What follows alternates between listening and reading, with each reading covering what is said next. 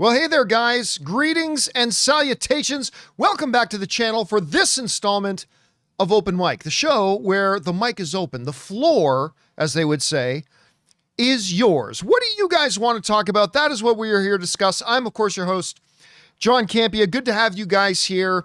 And, apologies, by the way. This kind of came up a little bit on the John Campea Show a little bit earlier today. But apologies that we did not do a kind of an open mic revolving around a spoiler discussion of House of the Dragon. Ann and I were camping the last couple of days, and I was just quickly driving back home to do the John Campea Show, then driving back out to the campground, so I wasn't really around to do one. We'll pick up with House of the Dragon next week. Don't you worry about it.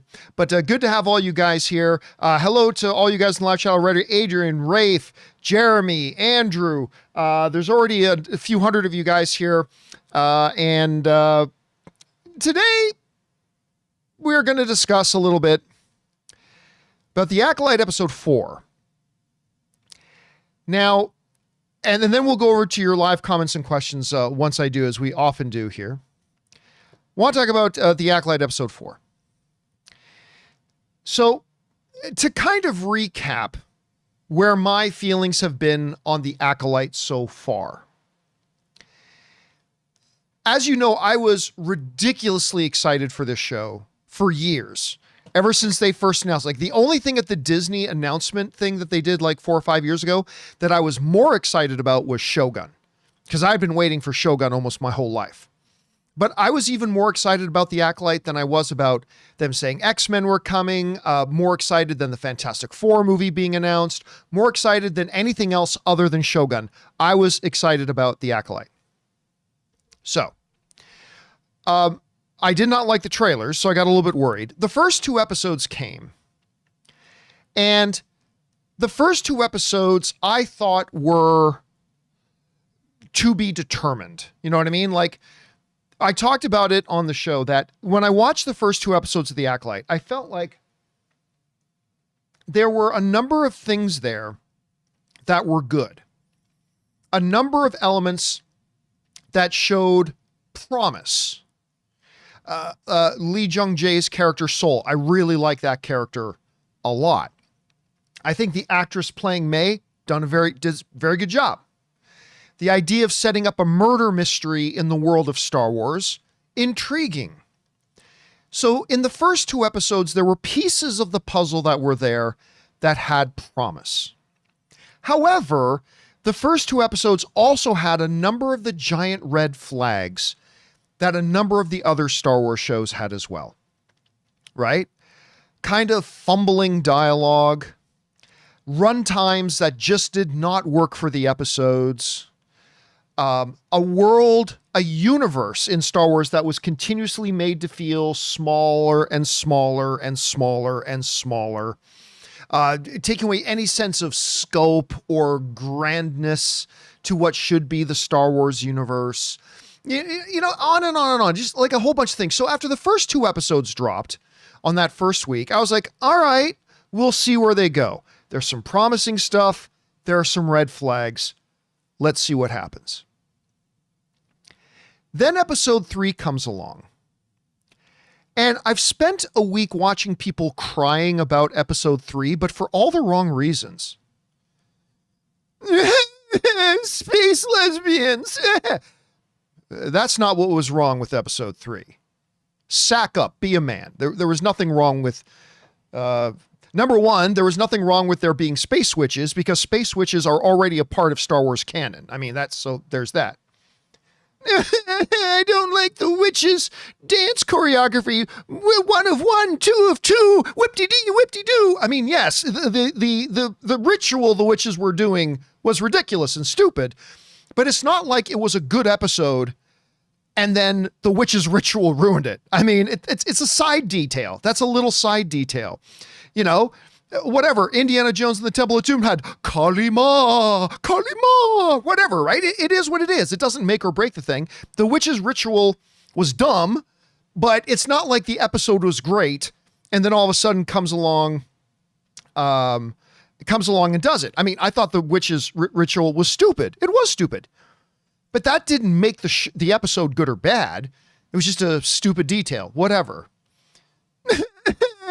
They're hinting that maybe the girls were conceived of by the Force. Yeah, okay, that's Star Wars canon.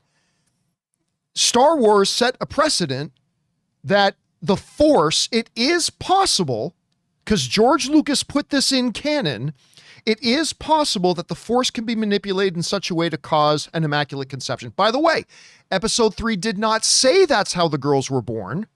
That's just what you and I interpreted. The episode never said that. For all we know, the witch mother used cloning to do it, or we just don't know, whatever. But even if it is using the Force to do it, Star Wars established that that can be done, so whatever. So John, you're saying you liked the episode? Oh no, episode 3 was terrible. The problem is, you get all these people pointing at the wrong things. The episode was terrible because it just was blowing the base fundamental building blocks of telling a good story, right? Let me give you an example. You watch an episode of Game of Thrones. There's like 5 different stories always going on at once, right? So you've got the drama going on between Alicent and Footmaster Rubs-a-Lot, right? So you got that little thing going. You got this subplot going on about Aegon starting to think that maybe his grandsire is, shouldn't be his hand. He was his dad's, all that kind of stuff out of the way. You still have this Sir Kristen douchebag face, still mad about, the love trysts that he had. You have all these different stories going on with a larger arcing story that weaves together to make a compelling narrative. Acolyte has no such thing. Acolyte isn't even playing checkers, where shows like House of the Dragon or oh, sorry, honey, I can't answer your call. How Acolyte isn't even playing checkers, where Shogun or House of the Dragon or Last of Us or Succession or The Bear or whatever is playing chess. Like, the Acolyte is literally playing tic-tac-toe. Like, just the most mundane, straightforward, linear thinking storytelling that just is not compelling. Other than Soul, you're not really making the characters interesting. You're giving no depth or interest to the characters. Instead of having a natural flow of narrative, things just sort of happen in some weird, sporadic kind of ways. It failed. Episode 3 failed as a show because of basic television show storytelling flaws. Not because the space witches are lesbians. That's not, if the space witches weren't lesbians, that show doesn't suddenly become good. Hate to break it to you, it's a terrible show either way. That's not what made it bad. 1, the power of 2, the blah, blah, blah. As dumb as the song and dance was, that's not what made the show bad.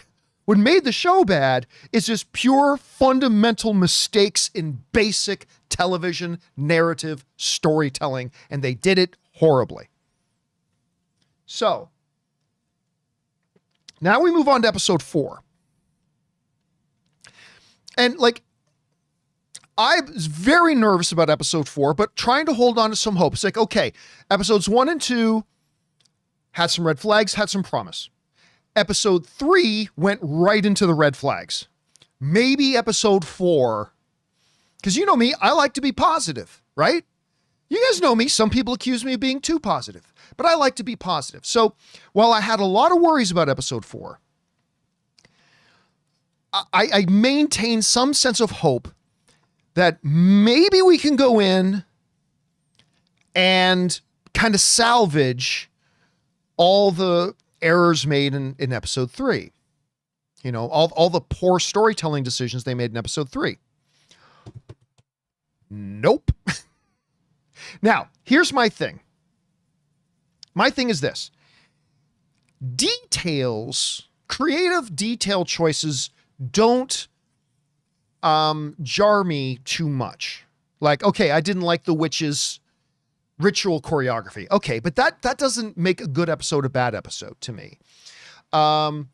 The design of a spaceship does not make or break an episode or a movie to me. That sort of things. Here's what really gets me in any TV show or movie. What really bothers me in any TV show or movie is when your TV show or movie does not follow the basic fundamentals of logic, even in your fantastical worlds where you set up your own rules of logic. I understand in a Star Wars show, and I mentioned this earlier today on the John Campea Show. I understand in a Star Wars show, our normal sense of logic may not apply. We do not have laser swords. We don't have the Force. Whoosh! We don't have any of that stuff. Our fundamental basic rules of logic may not apply to a fantastical world like Star Wars, or a fantasy world like Lord of the Rings, or a magical world like Harry Potter. I accept that. I understand that, and I accept it. What I do want from these movies and shows is for them to adhere to their own senses of logic that they set up for their world. Like, if you tell me lightsabers can go, through a metal door, and then in another movie or TV show, a lightsaber cannot go through a metal door, I mean, just stay true to your own sense of logic. That's all I'm asking for, right? I want to go over, to me, just in this one episode, if you will indulge me, 5 basic logic breaks that just fundamentally killed this episode of The Acolyte for me. Okay? 5 things that basically killed this episode of The Acolyte for me. Issue number 1. And again, we're getting back. I'm not talking about little nitpicks, I think in Star Wars Jedi should hold their lightsabers with their right hand instead of their left hands. I'm not talking about that. I'm talking about basic storytelling skills, okay? Gripe number 1. You kill Kanaka off screen? Are you fucking kidding me? You've been setting up for episodes this mighty Jedi Wookiee Kalnaka, right? You've been setting him up. Showing, look how like a freaking Wookiee in Jedi robes and blah, blah, blah. Even earlier in the episode, May and Kamir are running through the forest, and like May is even saying, hold on, I need to rest for a second because we're on our way for me to fight a Wookiee. So I need to catch my breath, okay? Like, so all throughout it. And at the end of the last episode, oh ho ho, the Wookiee Jedi's coming. Business is about to pick up, boys. We're going to see a Wookiee Jedi maybe win a fight, maybe lose a fight. Regardless, we're going to see a Wookiee Jedi throw down, right? So through the first 3 episodes, in bits and pieces, they start to tease us. Remember, we're talking about basic fundamental television storytelling here, okay? They start dropping bits and pieces throughout the episodes that we've got a fight coming with a Wookiee Jedi. They're putting Kalnaka all over the posters and all this kind of stuff, right? And even earlier in the episode 4, May's going, whoo, I'm about to fight a Wookiee Jedi. Woo, I'm about to fight a Wookiee. And we're all sitting there going, yeah, you are. This is all right. We're going to see a Jedi Wookiee fight, right? Right? Right? Like that, we're going to get a Jedi Wookiee fight, right? Because you've only been spending 3 other episodes teasing us that it's coming. So we're going to get, at some point, there are going to be dinosaurs on this dinosaur ride. Yes? Yes, true. We're going to get this Wookiee fight. No! She shows up, and we'll talk about the circumstances at which she shows up a little bit later. She shows up and he's already dead. She shows up to his little cottage in the woods and he's already dead. Now, EC in the live chat is saying something I already thought about, saying we're going to get a Jedi Wookiee fight in flashbacks. Too late.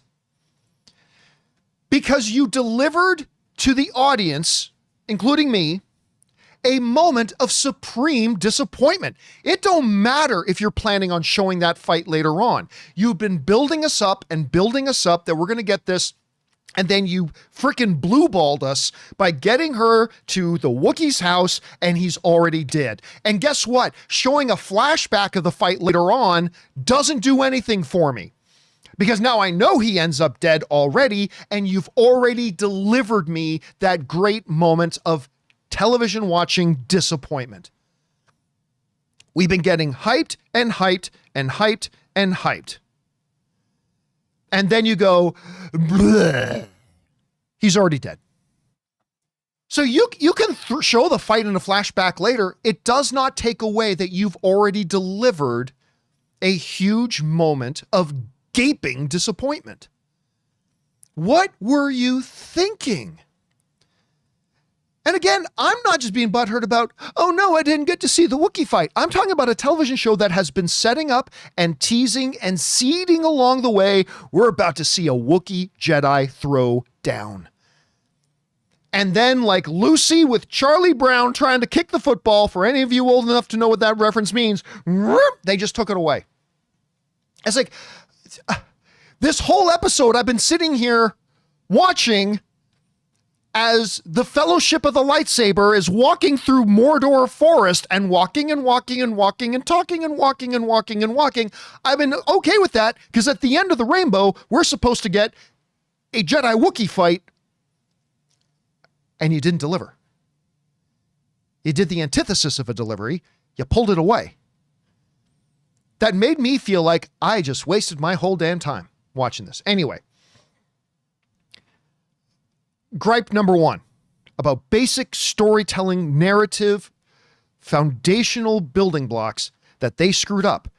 You teased and teased and teased a thing, and then when you got to the pot of gold at the end of the rainbow, we got there to find that the gold was gone. It was just, or actually it was never there in the first place. That is a huge fundamental television storytelling mistake. Huge mistake. Anyway, that was one. The second gripe that I have with this show, with this episode, I should say, and I did tease this on the John Campea Show earlier today, so if you already saw me talk about this, bear with me for a moment, but is again a basic rule of logic within the show. At the end of episode 3, Soul contacts Vernestra in the Jedi Temple and says, hey, we know what's going on. We got somebody killing Jedi. 2 Jedi are dead. We know where May is heading to go and try to kill a 3rd Jedi. So one of our brother Jedis is in danger. We're going to head there right now to try to save our Jedi friend and apprehend May. Okay, because we know where she's going. So just checking in with you, letting you know that that's where we're going. And Vernestra of the Jedi goes, nah, we think it's important that you come back here in person and we need to have a discussion about this. Point of order. We are talking right now. Can I just, as Ray pointed out earlier, can we just FaceTime this? Can we just have a Zoom call as we head to the planet to try to save our fellow Jedi whose life right now is in danger? Can we do the FaceTime thing? Nah. I'm sure it'll be fine. You just come on back here to Coruscant and we'll discuss it and then we'll figure out what to do. Okay, that in and of itself was completely stupid, okay? Even by arrogant Jedi. Because remember, I get it. This show, part of what this show is doing is to show the beginnings of the rot in the Jedi Order that ultimately led to their downfall. And one of the big things being their arrogance. And I understand that. I do. I even think that's an interesting thing to approach. But that wasn't arrogance. That was just pure stupid. So anyway, but that was last episode. So now we move into this episode, right? The decision's been made. Nah, don't go save the Jedi. Come back to Coruscant and we're going to have a discussion about it first. Okay. So what happens?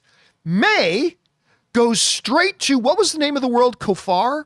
Was it? Help me out in the live chat, guys. If you guys remember what the actual name of what the name of the planet is. I think it's Kofar. Anyway, so she heads off for now. I'm going to call it Kofar. She heads off to Kofar, go straight there. And Michael and Sticks and Stones and everything are saying, yes, it's Kofar. Okay, thank you for confirming that for me. So she goes straight. She leaves that one planet and goes straight to Kofar. Meanwhile, Sol and his merry band of Jedi men have to go back to Coruscant, have a big discussion. Little frickin' Daphne Keene has enough time to go to her Jedi stick twirling class. And all that is happening. And then they leave Coruscant to go to Kofar after who knows how much time. And they literally show up at Kalnaka's hut 30 seconds after May does. Help me understand this. May went straight from the planet they were all on directly to Kofar and had a guide with her that knew exactly where Kalnaka's hut was. Sol and everybody else inexplicably flies all the way back to Coruscant, has a big council meeting, goes and takes a Taibo class, has conversations in the concourse. All this stuff is happening, and then go all the way to Kofar, and they manage to get to Kalnaka's hut 30 seconds after she does. How does that make any sense? How does it make any sense? It makes zero sense. Again, not by our real world logic, but by their logic in the series. And when you create such huge disconnects like that, it's like, how am I supposed to take anything you're trying to do in this show seriously? Okay, so that was number 2. Okay, that was gripe number 2. Let's talk about my gripe number 3, shall we? And you know, I'm gonna save this one till 5. I'm gonna move this one till 5. So let's make this one number 3.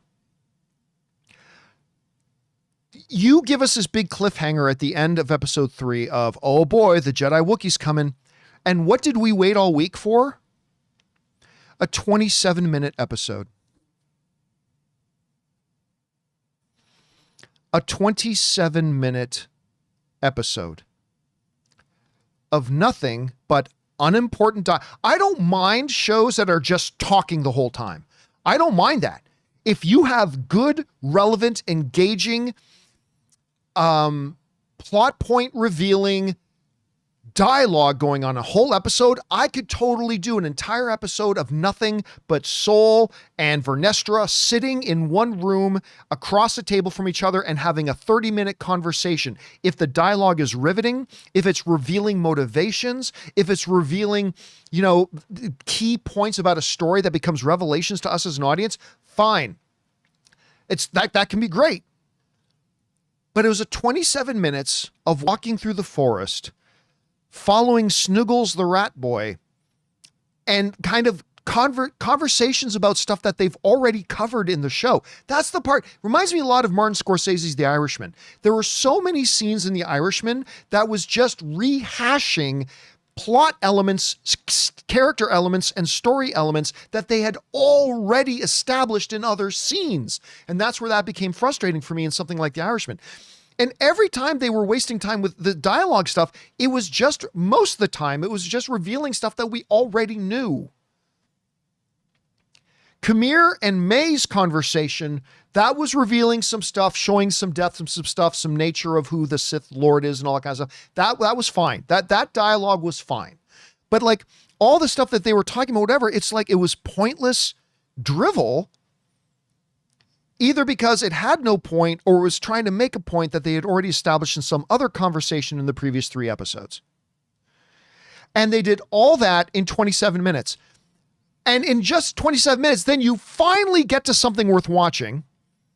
Oh, the Jedi Wookiee. And he's already dead. Oh, okay. He's already dead. All right, no worry. We sat through this episode for something good because now the Sith Lord showed up. Great. And the Sith Lord shows up and they go to credits. In a 27-minute episode. What are we doing? Why did I watch this week? Why did I watch this week? Why didn't I just wait until next week and then binge those 2 episodes back to back? Like what was really the point of that? What was the point of me looking forward to, if you're a fan of the series, and hanging in there and waiting all week to sit down and watch, if like literally all you're going to give me is a 27-minute episode with nothing of significance being revealed? The big thing we were waiting for, you took away from us with no Jedi Wookiee battle.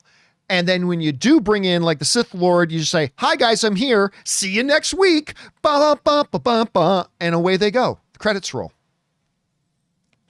It's unbelievable. If you don't have the story for a pathetic 8-episode season, don't make it.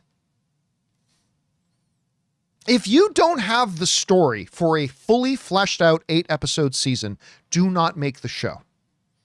Anyway, now let's talk about this. This is gripe number 4. And we're going back to everybody's favorite character in the show, Vernestra. By the way, this actress, Vernestra, was in Russian Doll, and she's quite good. She really is. So I don't know if it's the direction or what, but she's really quite bad in this here. And I know she's a good actress.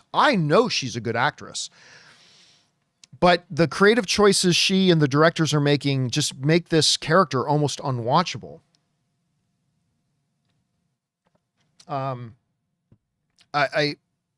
Anyway, but let's talk about this for a second. And this is another big logic break in the storytelling and in the internal logic of the Acolyte.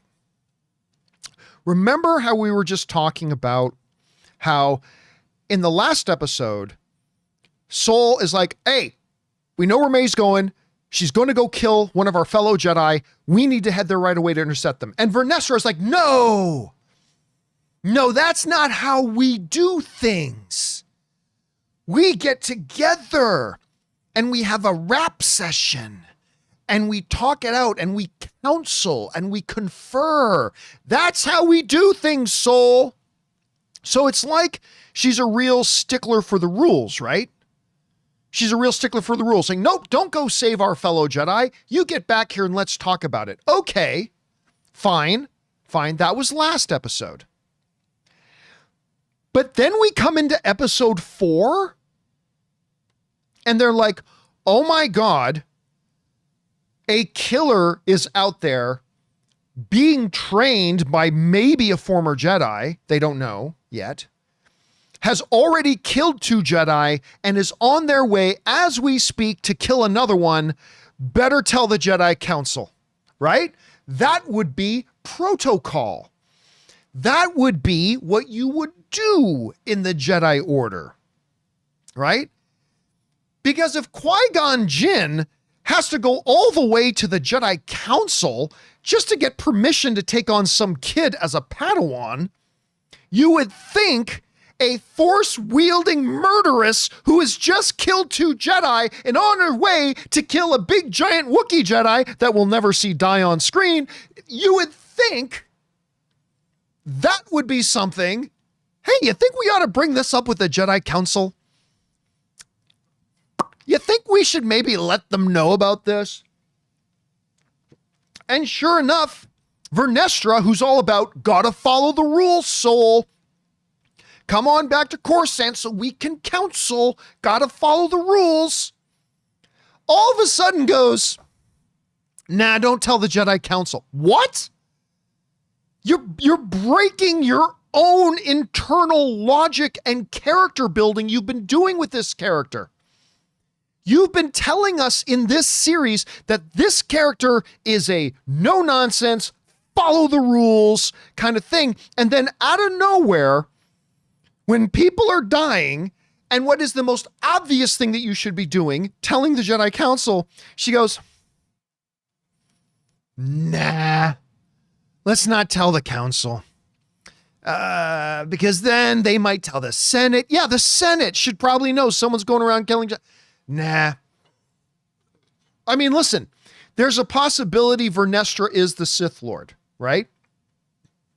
That she's actually the Sith Lord. Now, they would then have to explain how she's on Coruscant and somewhere else all at the same time. So maybe she is, maybe she isn't. I don't know. But just that pure logic disconnect, pardon me, that pure logic disconnect of she's this character that represents this, but in the very next episode, she totally does the opposite of what you're telling us her character is. It's those things again that just make me go, how can I trust anything you do in this show when you're not following your own character development? You're not following your own narrative strings. You're not following your own internal sense of logic. How can I even watch this? So number one, they do this huge buildup and kill Kanaka off camera, which is ridiculous. Number two, they do this inexplicable thing where May goes straight to Kafur. Meanwhile, Sol and all them go all the way back to Coruscant, have staff meetings, go to a Tybo class, and still get to Kafur like 30 seconds after May does. That made no sense. The 27-minute episode where that doesn't ultimately do anything. Vernestra is suddenly this big rule follower thing that's saying, no, let's hide things from the Jedi Council. But here's to me the biggest problem of the Acolyte episode 4. In pure narrative basics 101 storytelling, this is where the things really came off the wheels for me. So May gets to Kofur. And she's hunting down Kalnaka. They're running through the jungle. She's with Kamir, running through the jungle to get there, right? She is so dedicated to this cause that she has gone on and murdered a couple of Jedi, putting her own life at risk, all that kind of stuff. She's so her whole life driven by rage and anger and all this kind of stuff. And gonna go kill Kalnaka. Okay. Without any moment of reflection, without any moment in the series showing self-doubt, without any side scene of May showing moments of possible reconsidering her life path and choices. Literally, in one scene, she is sprinting through the forest to go and kill Kalnaka. And then literally out of no fucking where, out of nowhere. You know what? Osha being alive changes everything for me. I'm going to go surrender to Kalnaka. I'm going to surrender myself to the Jedi. I'm going to turn over the Sith Lord. I'm going to do all this. I've got a new lease on life. I found Jesus. Hallelujah to the Jedi Jesus. Out of nowhere. Out of nowhere. Like, if when she saw Asha, she's like, if she even talks to herself, it's like, she's alive. Could this change everything? Have I been wrong about everything? Even if in one conversation with Kamir, she goes, yeah, seeing Osha, like, it kind of threw me for a bit. I mean, don't get me wrong, I'm loyal to the master, but it did throw me or something. If they had just done something to tease even this major character arc shift, it would maybe make sense. And again, this isn't a Star Wars thing. This is a basic storytelling 101 thing. This character that we've gone 4 episodes with, that's on this singular vision drive to exact revenge. We don't know completely why yet, but still, to exact revenge, following a Sith master, going around killing Jedi, and then without any indication. I've had a complete change of heart. I'm going to turn myself into the Jedi and I'm going to tell them everything. And me and my sister are going to be happily ever after. And maybe she'll forget that I tried to burn her to death. Sounds like a good plan. And again, I don't give a crap about, I don't like the witch's dance. And I don't give a crap about how, why is she using the Force? Only Anakin should be conceived of. I don't give a shit about any of that. I care about basic fundamental storytelling, and they are fucking it up.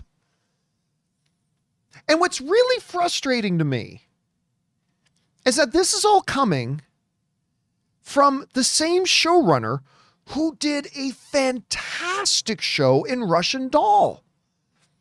And I know a lot of you guys haven't seen Russian Doll. It's one of the reasons why I've been really excited for the Acolyte. It's really good. So I know she is capable of much, much, much better. And we're just not getting it. And we're just not getting it. And it's frustrating to me. Guys, all these things are not just like a minor detail gripe. Each one of these things, each one of these 5 things that I just pointed out represents a complete break of some basic fundamentals of decent storytelling. Like somebody in the live chat is saying that the witch dance was pretty cringe. Oh yes, 100%. The witch dance was cringe, but it's not like that's an important element to storytelling. Right? The witch dance was pretty cringe, or that ship design was bad, or the clothes that character was wearing were stupid, or the face makeup on that person. Okay, yeah, whatever. It's not like the episode was good and then suddenly ruined by the witch dance. Like, it's not like that happened, right? Was it a cringy witch dance? Absolutely. Was it a mistake? Yes. But did that ruin the episode? No. Bad storytelling ruined the episode. And episode 4 is an incomprehensible display of a total lack of storytelling ability from people that I know are capable of telling good story. And that's the frustrating part. And listen, we're only halfway through the season. We're only halfway through the series. And maybe it picks up and gets better. I don't know. Maybe it does. And now everybody thinks Khmer is the Sith Lord, and if it is, then that is like horrible because they made it so obvious, which makes me think that Khmer is not the Sith Lord. Maybe it's going to be somebody else. I mean, I don't know. Maybe they can turn this around in the second half, but I've lost my faith in this show because they are just demonstrating they're not telling story well. There's no B or C level plot lines. There's no sub-narratives between the characters. There's a simple surface linear story that's being told and being told with such massive logic breaks and inconsistency that it's making the main A through storyline incomprehensible and ridiculous to try to follow. And you notice none of those things are about Star Wars lore. None of those things are about it's all just basic storytelling fundamentals that they are blowing and blowing badly. Star Wars television has been a mixed bag, folks. There's been some great stuff. Mandalorian Season 1, Mandalorian Season 2, the brilliance of Andor. There's been some disappointing stuff. Obi-Wan, Ahsoka. There's been absolutely garbage stuff. Book of Boba Fett. And I was really hoping that the Acolyte would be something that would lean us back towards the positive. And unfortunately, he's now tipping the scale towards the real negative. And it's really, really disappointing to see. Anyway, guys, that's my kind of breakdown. One Guardian is saying Obi-Wan and Ahsoka were good. Cheers to you if you believe that. And I'm glad that you liked it. I celebrate that you liked it. I'm jealous. I wished I liked it. But in my opinion, and I'm only speaking for myself, no, they were not. They were not good. They weren't the garbage of Book of Boba Fett. I mean, that was just horrendous. But those were disappointing. but I'm glad you liked it. And I'm not trying to take away your enjoyment from it. Like I said, I'm jealous. I wish I liked them too, but no. Anyway, guys, with that down, we're now going to go on to the main part of our show, which is taking your comments and questions. Now, the super chats are open and they're way over full, so I should have turned them off a while ago. So we're going to move on right now and start taking your questions. I'm going to, by the way, if you do have a thought, theory, opinion, or question you want to share, I'm going to leave the super chats open for another 30 seconds and I'm going to turn them off because they're already like really full. So fire it in quickly if you do. But before we get to that, we're going to take a quick second here. Thank one of the sponsors of this show here today, our friends at Miracle Made. Guys, we want to take a second to thank a sponsor of today's video, Miracle Made. Did you know that your temperature at night can have one of the greatest impacts on your sleep quality? If you wake up too hot or too cold, I highly recommend you check out Miracle Made's bed sheets. Inspired by NASA, Miracle Made uses silver-infused fabrics and makes temperature-regulating bedding so that you can sleep at the perfect temperature all night long. When they arrived at our house, my wife Ann loved the feel of them so much, she couldn't even wait for me to get home to put them on our bed. Miracle Made has self-cleaning. These sheets are infused with silver that prevents up to 99.7% of bacterial growth, leaving them to stay cleaner and fresh 3 times longer than other sheets. Miracle Sheets also have incredible comfort and quality. Miracle Sheets are luxuriously comfortable without the high price tag of other luxury brands and feel as nice, if not nicer, than sheets used by some 5-star hotels. So go to TryMiracle, that's TryMiracle.com/Campea to try Miracle Made sheets today. And whether you're buying them for yourself or as a gift for a loved one, if you order today, you can save over 40%. And if you use our promo code Campea at checkout, you'll get 3 free towels and save an extra 20%. Miracle is so confident in their product, it's backed with a 30-day money-back guarantee. So if you aren't 100% satisfied, you will get a full refund. So upgrade your sleep with Miracle Made. Go to TryMiracle.com/Campea and use the code Campea to claim your free 3-piece towel set and save over 40% off. Again, that's TryMiracle.com/Campea to treat yourself. And thank you to our friends at Miracle Made for sponsoring today's episode of Open Mic. All right, guys, with that down, let's get on to the important stuff, which is taking your comments, questions, thoughts, observations, and theories. Let's go over to it here, shall we? We're going to pick things up here with Nico, who writes, they just do things and come to huge character shifting decisions. I was talking about that, like May in the Forest suddenly deciding to quit her vengeance quest without any buildup. Should feel like a turning point, but instead it barely resonates. 100%. 100%. And this is not a complicated, high concept element. This is basic 101 storytelling. If you're going to have a massive shift like that, at least have one scene that kind of foreshadows that something could be coming. This isn't like Daenerys in Game of Thrones, where they foreshadowed her turning bad for years. A lot of people are just too blind to see it, but they foreshadowed her turning bad for years. And even if you didn't catch it, they foreshadowed her turning bad in the final season for at least a few episodes. This was not even a single scene. Not even a single scene. It was like very, very frustrating, Nico. All right, next up. Tyler Knox Floyd writes, John, which movie is better, Iron Giant or Toy Story 1? I think the Iron Giant is better. I'm going to go Toy Story 1. I really like the Iron Giant. I like the Iron Giant a lot. But Toy Story 1 is a straight up masterpiece. I mean, I know that's an overused word by a lot of people, but I think Toy Story 1 is an utter masterpiece. I think Iron Giant is fantastic, but I would personally give the nod to Toy Story 1. But that's up for debate, obviously.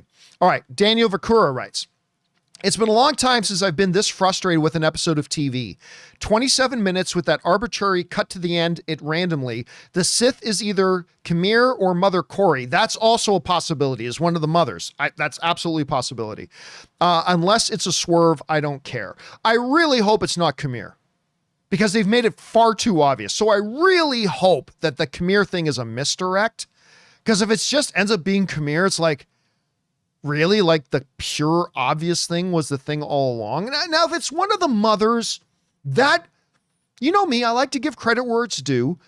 If it ends up being one of the mothers, particularly the secondary mother, that could be interesting. That could be interesting. I just don't have any faith in them that they're going to do something interesting. But if they do that, I will at least think that's a little bit interesting, Daniel, but we'll see how they construct it all. All right. Let's see. Next up, Isaac Sanchez says, hey, John and live chat people, which director do you think can save Star Wars? James Cameron, Martin Scorsese, Steven Spielberg, or any other directors? No, it's not the directors. Listen, Star Wars right now is in a place where they're putting out some stuff that's terrible, some stuff that's mediocre, and some stuff that's quite good. Rogue One, fantastic. Andor, fantastic. First couple of seasons of Mandalorian, fantastic. I thought the first film, The Force Awakens, I thought was really good. And then they put out a whole bunch of stuff that's terrible. A single director isn't going to change anything. You need a change at the head of Lucasfilm, charting and navigating where the whole overall brand is going. Until there is a change at the top, we are not going to get consistent success. I believe with Kathleen Kennedy still at the head, as the head of Lucasfilm, we will get the odd really good thing. I believe that because we've already gotten a few really good things, right? We've gotten a few really good things, but I do not believe as long as she's there, we will get a consistent streak of success and quality to the overall brand. And no director coming in to do one movie or project is going to change that. So it has nothing to do about whatever director they get in there. All right. Next up, we got A. Marcellus writes, riddle me this. How many Jedis does it take to sense their way through a forest?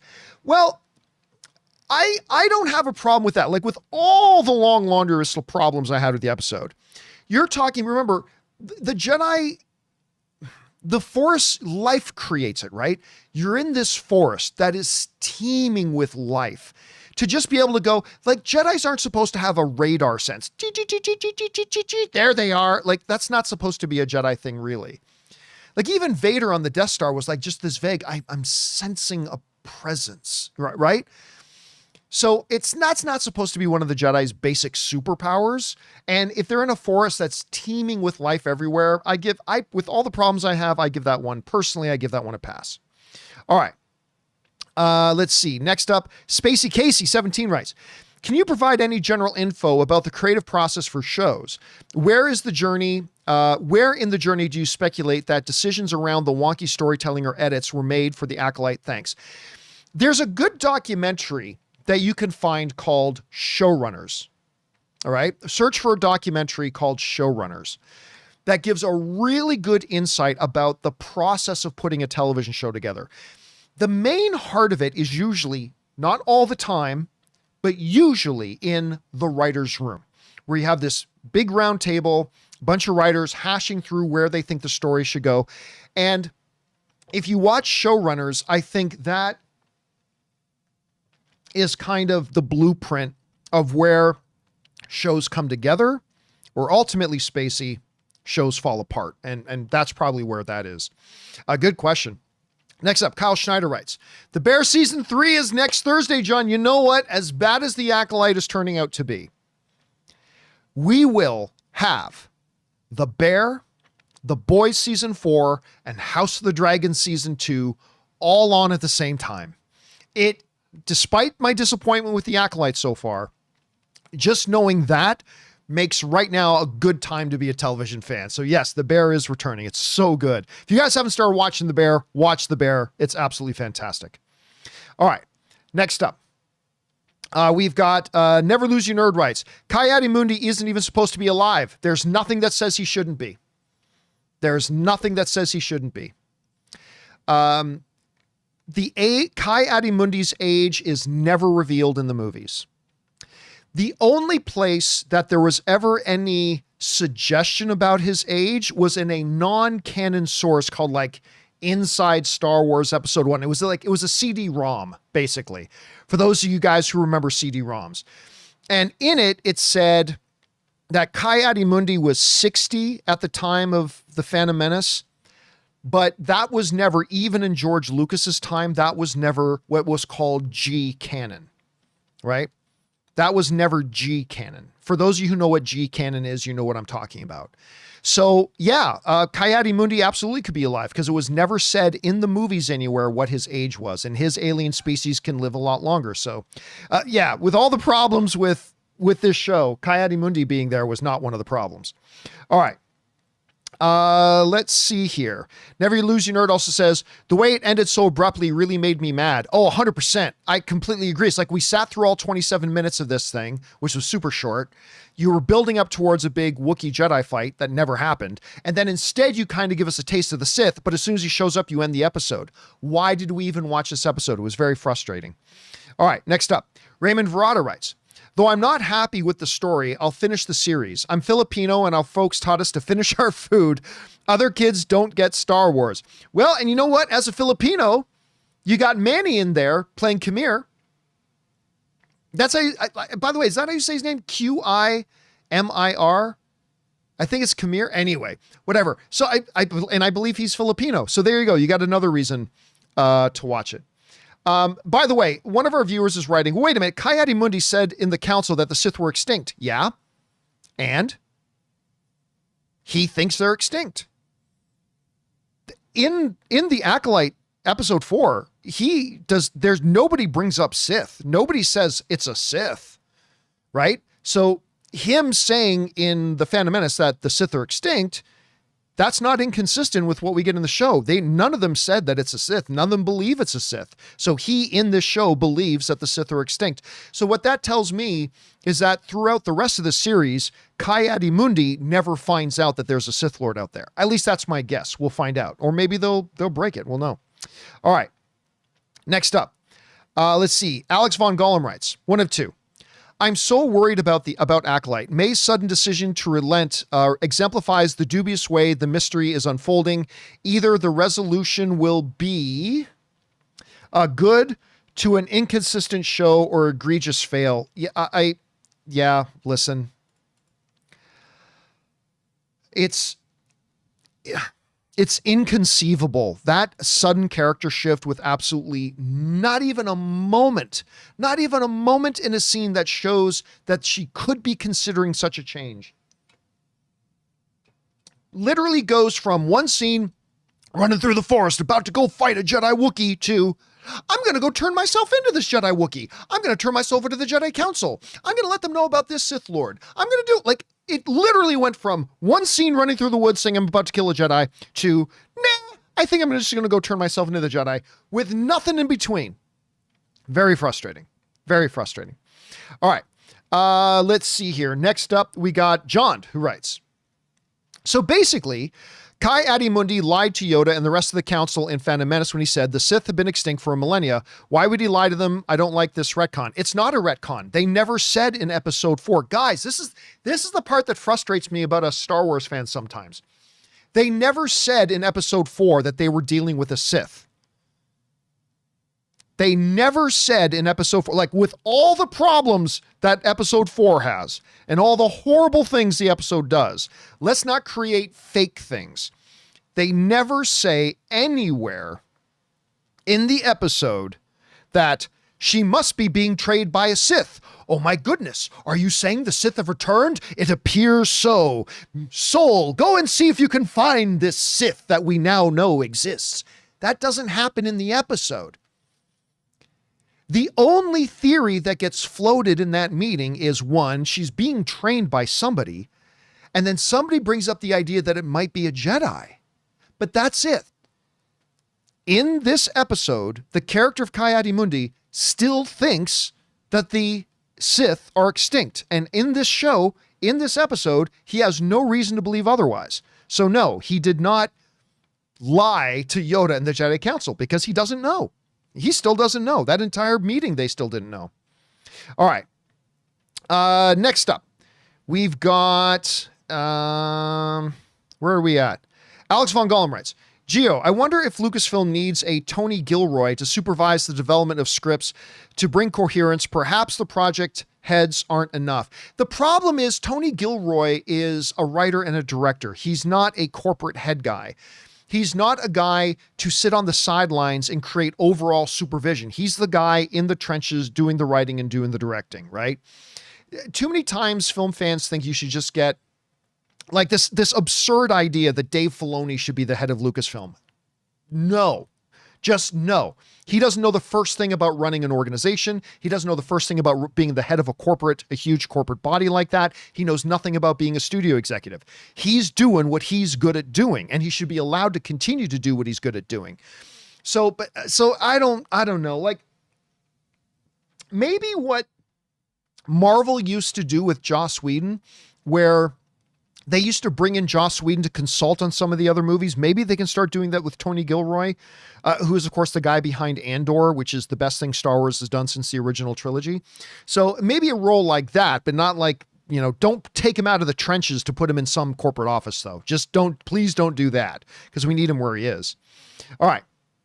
Next up. We got DJ Stevie writes, this show is mad. Flip-flop antagonists. They're ripping off Lord of the Rings, walk, walk, walk. And what the hell is a basil? And they fly now? Shoot me, please. Man, I'll tell you what. I mean, you guys weren't here to see me, but as I'm watching The Acolyte last night, a lot of it was with one hand covering one eye. Like, I'm watching the TV like this. Did they really just do that? Did they really just say that? Oh my God, are they really doing this right now? Oh my God, please tell me this is just a big misdirect and a joke. Yeah, the episode, and listen, I'm saying this acknowledging that maybe the final 4 episodes are great. I don't really believe that, but I acknowledge that the possibility exists. I'm just talking about this one episode that I thought was really, truly horrible. Really, truly horrible. All right. Next up, DJ Stevie also writes again, bet next week is a flashback / filler episode so that the action is broken up and we can take a breather from the fantastic story writing. I'm going to Star Wars Celebration next year for the funeral. Listen, I again don't want, we as fans have a really, and I include all of us, including me, we have a horrible tendency to overreact something that's good, thinking everything's awesome now, and things that are bad, everything sucks now. Let's not lose sight of the fact that there has been a number of things that have come out of Star Wars in recent years that have been really good. There have been. Everything sucks now. No, it doesn't. There's been some really good stuff.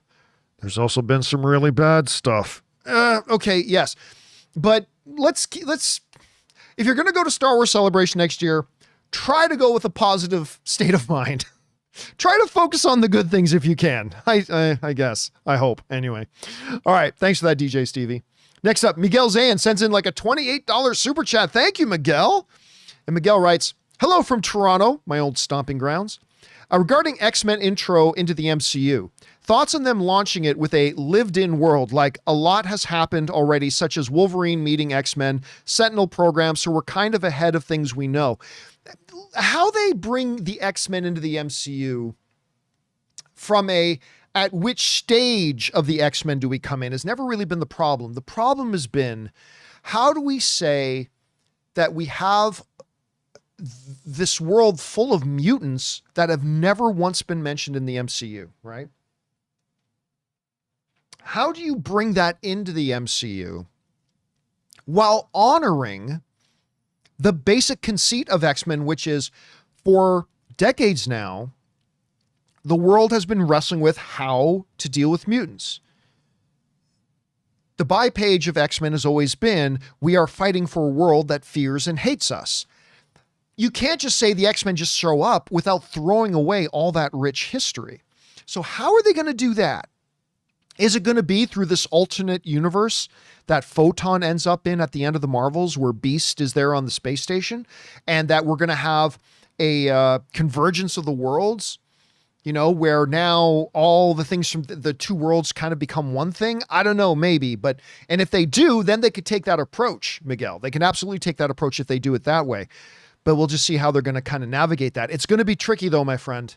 It's going to be, like we've always acknowledged this, it's going to be really, really tricky. Then we'll see how they do it. All right. Next up, Miguel also writes in again. Also, this way we don't have to start with getting to know with a getting to know film. Maybe Phoenix has already happened because we've done that many times. We can move forward. So this time we can tell stories we've never seen on the big screen.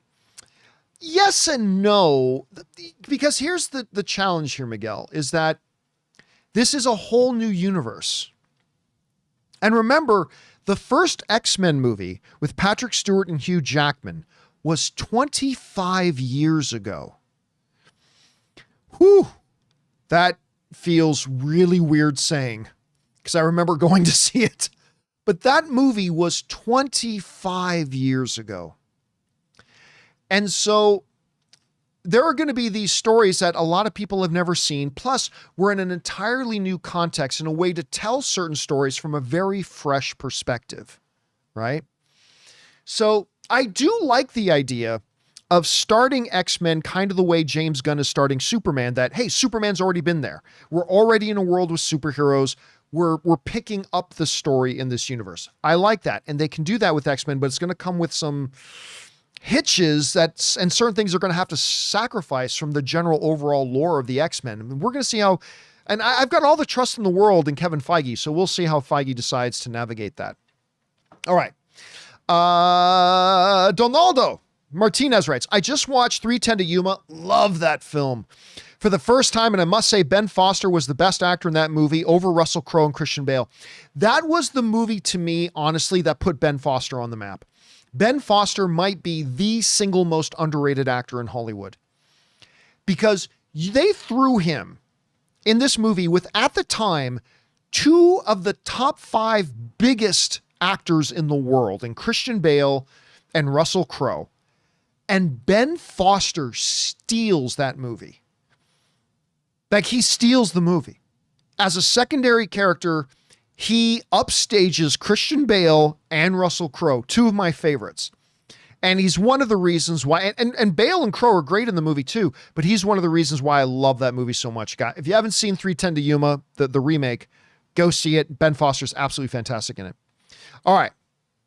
Let's see. Next up, we've got Redeemer writes, sends in a $20 super chat. Thank you, Redeemer, who writes, what do you think the problem is? Because it's not like Kathy Kennedy is approving every script, and it's not like they are hiring bad writers. Jon Favreau, Leslie Headland, Tony Gilroy have all proven to be great writers. Here's the thing. We as fans, we always want to look for the one magic bullet that is the problem, right? Like, we always want to try to identify, and we think we know what it is. Oh, that's that one thing. That's the problem, or this is the problem, because it makes it a lot easier for us, right? It makes it easier for us to do it that way. By the way, I Am Jax just gifted 5 memberships. Thank you, I Am Jax. That's incredibly generous of you, man. It's easier for us to just find, it makes us feel more comfortable if we can just say, we just got to find the one problem and just fix the one problem. It is a death, when really it's a death by 1,000 cuts. And what complicates things more is that a number of things in Star Wars have been really good. We've already talked about the things that have been really good to go along with a bunch of the things that have been really bad.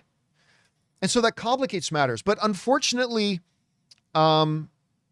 Redeemer, there's not one thing we can point at and say that's the problem. I mean, yes, there are some bigger issues, like if we had a head of Lucasfilm that had a little bit more of a sense of the overall direction of the brand and what we're trying to accomplish and all, that would help. There's a number of macro issues that would certainly help. But like I said, man, it's really more like death by 1,000 cuts. It's a bunch of little problems and mistakes being made all over the place. And each show, Obi-Wan was a disappointment for different reasons than the Acolyte is a disappointment so far. And Ahsoka was a disappointment for different reasons than Mandalorian Season 3 was a disappointment. And you know what I'm saying? So it's a lot more complicated and complex than we as fans kind of wish they would be. So anyway, next up, we've got Mega Red, who writes, I gave up on Star Wars after Mandalorian Season 2, but love living in it vicariously through you. Where do you think the problem lies? We were just talking about that. They have legit showrunners and talent, yet can't seem to get fundamentals right. You know what a part of it might be? And this is a macro issue as opposed to one of the many micro issues. It's kind of the same issue, maybe, that was one of the fundamental differences between Kevin Feige leading the MCU and a very directionless DCEU. Whereas Kevin Feige exerted a lot of control, some might call it interference, but Kevin Feige exerted a lot of control over the overall cinematic universe. And every piece of the Marvel Cinematic Universe, at least up until Endgame, every piece of the Marvel Cinematic Universe was to be its own great story, but also a part of the overall narrative that they were weaving together in the fabric of the MCU, right? And it was all under the very careful direction of Kevin Feige, meticulously directing where everything had to go. Whereas in the DCEU, you had directors were able to just come in and do whatever they wanted to do that left the overall DCEU feeling a lot more convoluted, a little bit more messy, and all that kind of stuff. Maybe the problem is that Kathleen Kennedy's life experience has been that of a producer, where she would come in and work with filmmakers and help them get their vision truly to life and truly on screen. That's why Steven Spielberg always worked with her, because she's great at doing that. But as the head of Lucasfilm, you have a different responsibility. You are not there to help the director fulfill their vision. The directors need to be there to help fulfill your vision.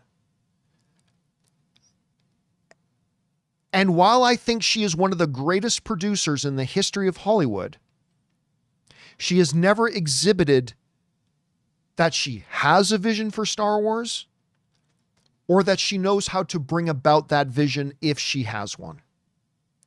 So, and again, I'm just grasping at straws here. And by the way, I'm really tired of fans who don't actually know anything making things up. Like I see this all the time. Kennedy worked with Spielberg, who's a genius, so she gets none of the credit. Kathleen Kennedy worked with a lot of filmmakers.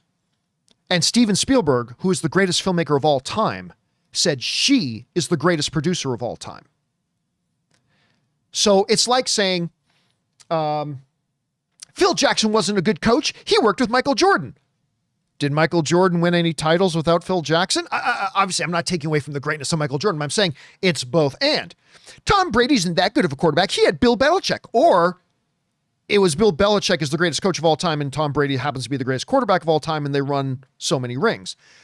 There's a reason why, because otherwise Steven Spielberg would have just gone and worked with anybody. She is one of the greatest, and she has a great resume outside of Steven Spielberg. She is a truly great producer. You're an idiot if you don't understand that.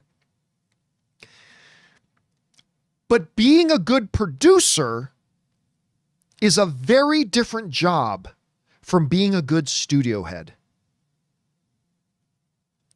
And she might be a great producer, and that's great. But she's not a good studio head. And that's the problem. That's the problem. Anyway, next up. We got Billy B writes, I think this will be the first Star Wars show I don't finish. I might as well. Anyway, I got real close with Book of Boba Fett until it turned into a Mandalorian show at the end. Yeah, I mean, look, if episode 5 doesn't need to be the greatest show in Star Wars history, okay? It doesn't need to be the greatest episode in Star Wars history. But if episode 5 doesn't represent a true improvement over episodes 3 and 4, episode 5 will be my final episode that I watch. Because I'm not like Rob. I don't hate watch things. I'm hanging in there right now with the hope that it turns it around. But if episode 5 doesn't show a marked improvement, again, it doesn't have to be awesome. Just show me a definitive improvement. If episode 5 doesn't show me a definitive improvement, I'm probably tapping out. I'm probably just going to tap out. I I love Star Wars and I don't like watching things when it's not working well. So that's just me. So I might be right there with you, Billy.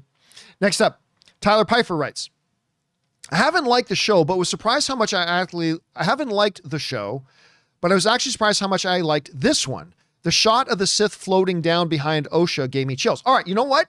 I like to give credit where it's due. All right. That shot was a very cool shot. Can I also say this? There's a line in this episode of The Acolyte that I think might be a top 10 line ever in Star Wars. And I don't know if they're quoting it from somewhere else. And I don't know if any of you guys, let me see if any of you guys in the live chat know what I'm about to say. Any of you guys in the live, there's a line in this episode of The Acolyte that is really, truly an absolutely wonderful line that I loved, and I even paused the show for a second to really think about it because I thought it was great. I'm not seeing anybody. That's it. Quick got it. Quick got it. When Daphne Keene says to Osha, we aren't defined by what we lose, but by what we survive. We're not defined by what we've lost. We're defined by what we survive. I hated this episode, but I give credit where it's due. That line was awesome. That was a great line, right? I'm not one of these people where if I don't like a movie or an episode, I say everything about it sucks. I give credit where it's due. That floating behind them with the camera out of focus, that was a very good shot. And that line that Daphne Keene gave was a very good line. I really did like it. I thought it was quite good. All right. Next up, we got The Hero who writes, hey, John and crew, just me. I was wondering recently, how unreasonable is it to say that the end goal for James Gunn might be to allow the MCU and the DCU to cross over? It's not. At some point. Would this not bring in bank cheers? No, it wouldn't. It wouldn't bring in bank. At least not for Marvel. Marvel is already making movies that make upwards close of $1 billion. Even recently, Doctor Strange and the Multiverse of Madness basically made $1 billion. Guardians of the Galaxy 3 made well north of $800 million. Whereas the DCEU films were making $200 million, $185 million, whatever. Where's the benefit for Marvel? Marvel right now, they stand a better chance of their movies making tons of money if they do not cross over with DC. That would just become a convoluted mess. So no, I don't personally think there's any real end game there to cross them over, because what's the benefit for Marvel? Like, seriously, what's the benefit for Marvel? Think of it this way. Imagine who's like a super popular podcaster, Joe Rogan. We'll just throw out Joe Rogan's name there. What would be the motivation or the benefit for Joe Rogan to do a crossover episode with the John Campea Show podcast? I mean, for me, it would be great, right? He's got millions and millions and millions and millions and millions of people who listen to him every week. So for me, it would be great. But what's the upside for Joe Rogan? This buttfuck nobody, dude, Canadian guy doing his little show from his converted garage. Seriously, what's the upside for Joe Rogan? That's kind of what it is. For what would be Marvel's motivation? Like, we make $1 billion films. You make films that barely get together bus fare. I mean, so I don't really think, plus it would just be a big convoluted mess. I just don't think that's a good idea. And I don't think that's what they're aiming for. I could be wrong. I could absolutely 100% be wrong about that, but that's just kind of where my thought process is right now. All right. Next up, Ian McAllister writes, why are we focusing on how much we hate The Acolyte when we could be talking more about how much we love House of the Dragon? Seems off for your brand, Campea. No, listen, I'm not going to make 8 videos about why The Acolyte episode 4 sucks. And we have talked about House of the Dragon. We've talked about House of the Dragon several times. And a new episode of Acolyte came out, so we're talking about the new episode of The Acolyte. I will talk about something if I think it's good or bad. What I won't do, that a lot of other bloggers or podcasters do, is then just grift on the hate of it, right? I'm not going to do 5 more videos this week about how much Acolyte episode 4 sucks. No. But I've been kind of covering week by week the episodes that come out. It was a terrible episode, so I'm talking about how terrible it was. I promised the audience we would do some open spoiler discussion about it. That's what we're doing. And then we'll be done. You won't see me doing any more Acolyte episode 4, 5 more reasons why it sucks videos this week. We're not going to do that. But I always will give my opinion on a movie or a TV thing that I watch, if I think it's good, if I think it's bad. We have focused a lot on House of the Dragon this week. And today is the day, after watching The Acolyte last night, today is the day that we talk about The Acolyte. So that's what we do. Anyway, and if next week's just as bad, I'm just going to tap out of the show as a whole, because that's also something that I do. All right, Ian McAllister writes, I mean no disrespect, of course. I've been a massive fan since the hype for the first Avengers, Amazing Spider-Man. No, I get it. It's just that, again, when something comes out, I'll review it, good or bad, and then we move on. And today is the day that we talk about The Acolyte because it came out last night. Fair enough, Ian.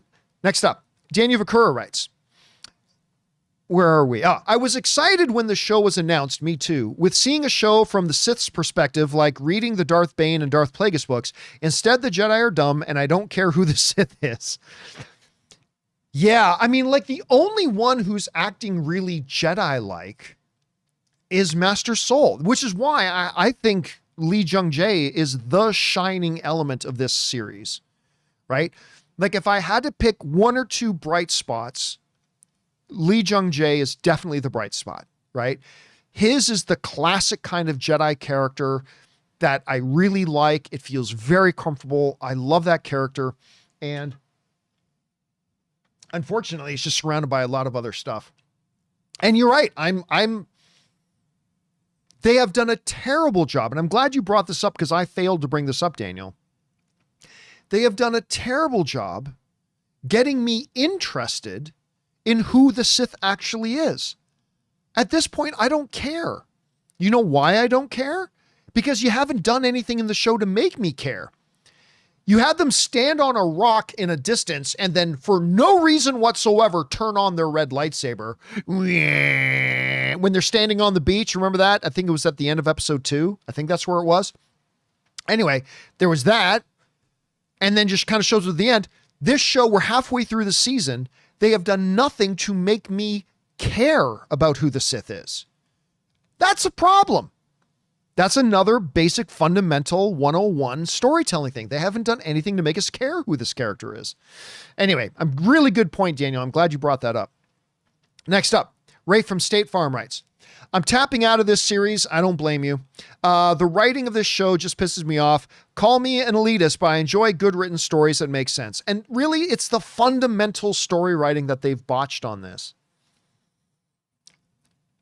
Like, just the fact that all we have is one singular surface storyline. That's it.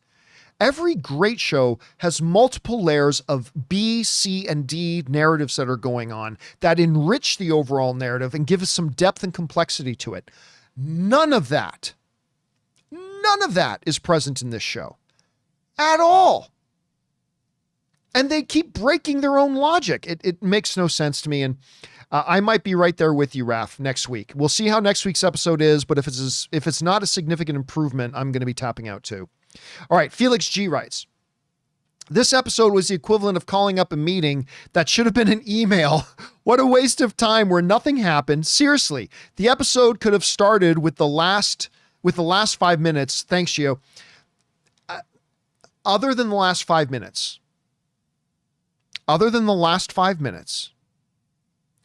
if I had skipped this episode, like let's say I watched episode 3 and then next week watched episode 5,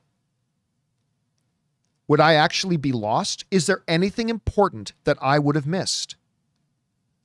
No. There's nothing significant in this episode that if I had just skipped this episode and gone from episode 3 directly into episode 5, other than the last 5 minutes, am I going to be behind on anything? Am I going to be missing out on something? The answer is no. If the answer is no, then why the hell does this episode even exist? Why does the episode even exist? Yeah, it's just, oh God, man, it's frustrating, Felix. All right, especially for a show that I was this excited about. All right, Kyle McGowan writes, the writer of The Acolyte, C.K. Kelchel, said on X that they cut the Wookiee fight / death scene due to budget and story reasons. $180 million budget. Look, I understand them not showing at the end of Shogun a massive war between tens of thousands of samurai on a battlefield. Don't tell me there's a budget reason you couldn't show me a lightsaber fight between one character and another character. That's BS. That's total BS. It's absolute BS. You didn't have the budget to show a fight between two characters. And for story reasons? What story reason is there to not show a fight? Anyway, there's that. All right. Thanks for that, Kyle. Next up, Andy writes, 1 of 2, Jeffrey Dean Morgan to Butcher. You asked me if I could train up my boy. Yeah, damn right I could. And if he died, I'd cry at his funeral. But I'd be proud of him for saving the world. Me. He's not bluffing, Butcher. The dude trained Sam and Dean to do exactly that.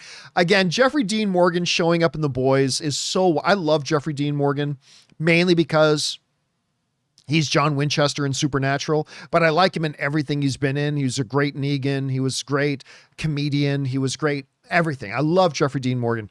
But seeing yet another alum from Supernatural showing up in The Boys was pretty awesome. All right. Thanks for that, Andy.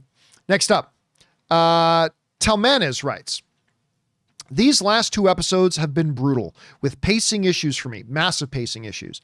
Been boring and I no longer care about the characters. This, like Obi-Wan Kenobi, should have been a 2.5-hour movie instead of a TV show. I agree.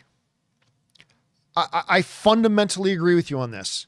Like, you could have taken this and made it like a 2-hour movie and it probably would have been much better paced. You could have cut out a lot of the nonsense. And I'm not sure, like, unlike Obi-Wan, where if you did Obi-Wan and you edit it into like a 2-hour and 15-minute movie like that guy on YouTube did and made it infinitely better, I'm still not sure that The Acolyte would be good. Obi-Wan ended up being a pretty good movie that one guy edited. And he did a great job on it. It wasn't great, but it was still a good movie. I'm not sure The Acolyte would be a good movie, but it would be better than it is as a TV series so far. So yeah, I agree with you on that. All right. Next up, Christopher Brickner writes, I don't mind the Wookiee Jedi died from a lightsaber slash, but they could have made the slash deeper. It looked like the saber burned his chest. I mean, yeah, I agree. But the reason I'm not really focused on that part is because for all we know, the Wookiee died of a broken neck. Or the Wookiee died from a severe blow to the head. Or the Wookiee, now, yes, there was a slash across his chest, but there was no CSI agent there going, there was no autopsy going, yes, he died from lightsaber slash 1 inch into his chest. Like, I'm willing to give that a pass just because maybe he died from something else and that just happens to be one of the wounds he suffered in the fight. Not a big issue to me, so I'm not really worried about that one. But yes, that is something, Christopher, that also crossed my mind a little bit. All right, next up. Let's see. Where were we at? Paul Dean writes, hey, John, I watched the first episodes of The Boys season 4. I see Chuck from Supernatural still really enjoying his own company and bringing the filthy. You know what? Somebody brought up on the John Campea Show earlier today that guy, the duplicating man, was Chuck. I didn't realize that was Chuck. Like, I knew when I saw him, I was like, he looks familiar. And I totally didn't put it together that was Chuck / God from Supernatural. So now that I do, I want to go back. I don't really want to watch that scene again, but I want to go back and at least see the couple of scenes that he's in because yet another Supernatural and The Boys crossover. All right. Dr. Stinky writes, do you think breaks from film is necessary? Like taking a break from watching movies? I'm not quite sure what you mean by that, Dr. Stinky. Sorry about, I'm not really clear on what it is you're trying to ask. Sorry about that, dude. All right. Dildar the Glorious writes, I liked yesterday's episode, but probably only because of the ending, which was the best part of the episode. If only that was an hour to really enjoy that. I mean, but that's a problem with it, Dildar, right? It's the fact that you had this full 27-minute episode that ultimately did nothing, didn't deliver on a promised Wookiee Jedi battle, And then you bring in this thing at the end just to tease it momentarily and it's done. It's like, that's what we waited all week for? I mean, maybe if they played out that big fight between this Sith Lord and like 8 Jedi and Padawan, maybe that could have been something a little bit redeeming. But for me, that was yet another frustrating thing about the episode. I'm glad you liked it. I am. And I'm not trying to talk you out of liking it. But I mean, that to me was yet another disappointing thing from that. Anyway. All right. Where are we at here? That was still all right. Jedediah Elias writes, did you see the new 6 minutes of footage that leaked online for A24's Maxine with Mia Goth? No spoilers, but that opening scene rips so hard. I'm going to be honest with you. I'm not interested in Maxine.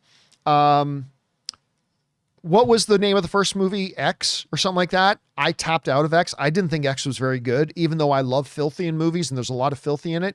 I didn't think X was very good, so I skipped out of it and I didn't watch the sequel. I'll be honest with you, I'm just not interested in Maxine either. I'm just not. It just didn't work for me. I know it works for a lot of people and a lot of people enjoyed it and that's great, but it didn't work for me. Oh yeah, Pearl was the name of the second one. That's right. Uni Shin in the live chat pointing out that the second one was called Pearl. Didn't watch Pearl because I didn't like X and it's not something that interests me, unfortunately. All right, next up, Desire sends in a $20 super chat. Thank you, Desire, who writes, why did the Jedi Masters and Jedi Knights decide to just fully send it into their Sith? Wait. Why did the Jedi Masters and Jedi Knights decide to just fully send it into their Sith when Jedi are taught patience? This is clearly written by someone who doesn't understand Star Wars or the Jedi. So disappointing. I don't understand what it is what you're asking, Desire. Why did the Jedi Masters and Jedi Knights decide to just fully send it into their Sith? If you're asking why, first of all, none of them know that there's a Sith. Let's be clear about that. The only person who knows that there's a Sith is May. That's the only one who knows there's a Sith. If you're asking why they went to the planet, well, it's because there was a Jedi whose life was in danger. If you're asking why the Jedi charged the Sith Lord at the very end, it's because the Sith Lord initiated the battle already by whipping Osha, right? Pulling a lightsaber and whipping Osha. It's not unlike that. That would be like asking in Star Wars: The Phantom Menace, why did Qui-Gon fight Darth Maul when he showed up on the speeder bike in Tatooine? Because Darth Maul initiated the combat, right? Darth Maul initiated the combat. So Qui-Gon Jinn isn't going to go, hold on a second. I would like us to see if we can talk this out. Like the fight had started. The combat had started. In this episode, like the Sith shows up, whips out a lightsaber, throws Osha across, the field, combat's initiated. So it depends on what you're talking about, but in all three scenarios there, I don't see that there is an issue there at all. Again, unless you're saying that Qui-Gon and again, what they did in this episode, as far as that's concerned, is pretty consistent with what we know about Jedi and all that kind of stuff there. Anyway, next up, Mr. I writes, good afternoon, John. Downtown Cleveland is becoming metropolis. I tried tagging you on a post so that you can see the photos. Seeing the Daily Planet is making it tangible. Is that where they're shooting? A bunch of it is in Cleveland? That's pretty cool. I used to drive into Cleveland now and again. It wasn't too terribly far from where I used to live in Canada. It's actually not that far. We drive down to Cleveland a couple of times. And that's pretty cool if they're using Cleveland could use some good news stuff. So shooting a little bit of Superman there, I think is pretty cool. Thanks for letting me know, Mr. Kaepernick. All right, next up. James Wheeler sends in a $20 super chat. Thank you, James. And James writes, hello, John. It's so great to look forward to Sundays with House of the Dragon. What an amazing show. Dude, right now, I love it because I get to count down every week to Thursdays for The Boys, and I get to count down to Sundays for House of the Dragon. I was hoping I would also be counting down to Tuesdays for The Acolyte. Now it's like, oh yeah, I guess Tuesday's coming. I'm going to have to watch the next episode of The Acolyte. I'm going to do at least one more episode, but yeah, I completely agree. House of Dragon, Great start to the second season. The Boys is off to a fiery start. It's great. And yeah, 2 out of 3 ain't bad. 2 out of 3 ain't bad. All right. Thanks, James. Appreciate that, man. All right, next up, Jedediah Elias writes, chances Anthony Starr gets an Emmy nomination this year? I don't know. We've only seen him in 1 episode so far, so your guess is as good as mine. I'm not going to make any kind of prediction based on 1 episode. So, well, ask me again once the entire season's done, Jedediah. When the entire season's done, ask that again. All right, 2 Avenger writes, ultimate twist in the finale. Fast forward to Shmi Skywalker, Anakin's mother, leaving a coven of witches after making Annie. Wouldn't be the craziest thing. Right? Wouldn't be the craziest thing. Again, the whole thing about a lot of people were crying about, first of all, remember, episode 3, as bad as it was, episode 3 never said they created the twins through the Force. They never said that. All they said was that there was a way you did it that are going to make the Jedi unhappy. Maybe that was cloning. Maybe that there's 100 other different possible issues. But again, even if they did use the Force to create the twins, which they never said they did, but if they did, it's not inconsistent with what has already happened in Star Wars lore. Star Wars lore has already established that that is possible. So if they did it, they did it. I don't have a problem with that. I have a problem with terrible storytelling. Terrible storytelling, I have a problem with. But them just doing something that there's already precedence in Star Wars lore that can be done, I don't have a problem with that. If that's what you want to do, that's what you do. But at least do it in a good way, and they have not done it in a good way. All right, next up. Isaac Martinez writes, any chance Shogun being released in physical media? I don't care, because I don't collect physical media. But I don't, does HBO Max, or sorry, does Hulu generally put out their originals on physical media? I don't know. Again, I don't collect physical media. I'm a digital guy, so I don't really know. That's a very good question, Isaac, but I honestly don't know the answer to that. Go back and do a search of some other Hulu originals and see if they, like, did Prey come out on physical media? The Predator movie they did, Prey, Prey, I don't know the answer to that. Did they put Prey out on physical media? Anyway, that's probably your best place to find the answer to that. All right. Let's see. Where are we at?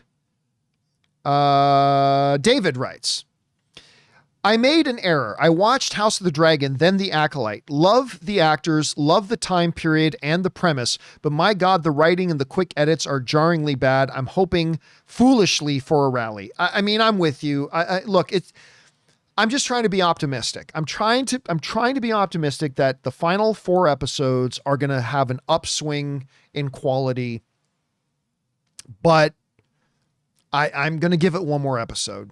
I'm going to give, and you're right. It really stands out when you watch The Boys and you watch House of the Dragon, and then you come back and watch episode 4 of The Acolyte. It really makes, like, when you're watching great writing and great storytelling with great character depth and subplots like B, C, D, and E level storylines going on combined with the overall story direction. And then you come over to The Acolyte, it really makes its weaknesses stand out. And that's unfortunate. It's really unfortunate. All right. Next up, we've got Fangblaze, who writes, do you think Despicable Me 4 will have a higher opening weekend than Inside Out 2? That's a good question. Inside Out 2, 3rd biggest opening for an animated film in movie history. Only behind The Incredibles and 2019's The Lion King. Those are the only 2 animated films that had bigger opening weekends for animated. Can Despicable Me 4 beat it? I'll guess yes. I'm going to guess yes. Again, I wouldn't put money on that. I wouldn't bet $5 on that, but I think the answer is going to be, listen, I think we're going to have a big rally at the box office. Like, first of all, Bad Boys came out and did really well. Now, Inside Out 2, smashing records. We got Deadpool and Wolverine, which is projected could be at or over $200 million opening. We'll see. But even if it gets like a $140, $150 million opening, that would be huge.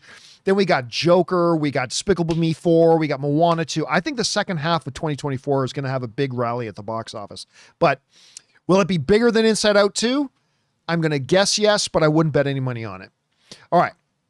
Next up, Big Mouth Stan writes, thoughts on House of the Dragon viewership being lower than season 1.